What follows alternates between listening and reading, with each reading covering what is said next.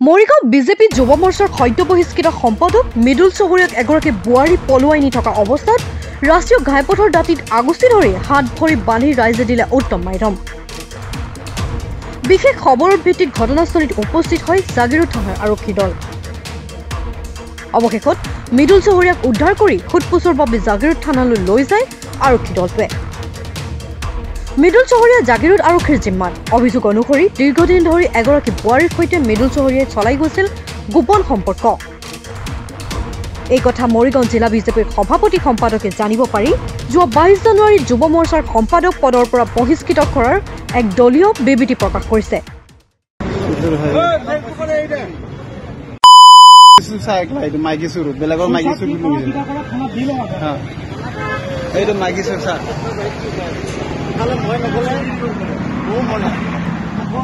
যদি গৌৰে তেনেকুৱা কৈছে তই আহি পেলাই বুজাই কেনে মোৰ ঘৰত থৈ আহিব লাগিছিল, তেতিয়া ক'লো হয় পেলাই নাই বেছ সি কিবা এটা ভুল কৰিছিল। তই কিয় নিব লাগে? তই ৰাতি ফোন কৰিছে, তই আহি বুজাই থৈ যা মোৰ ঘৰত, হয়নে নহয়? তই থানাত ফোন নকৰিব, থানাত ফোন নকৰিব, থানাত ফোন কৰিব নালাগে। আকৌ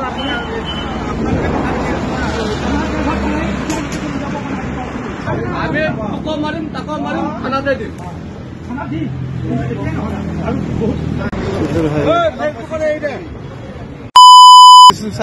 মাইকী চুৰ বেলেগৰ মাইকী চুৰ এইটো মাইকী চুৰ ছাৰ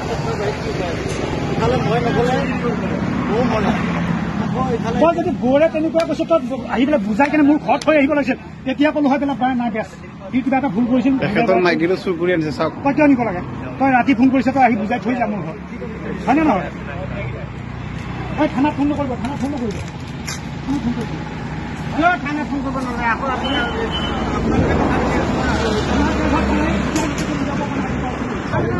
তাকো মাৰিম তাকো মাৰিম, থানাতে দিম।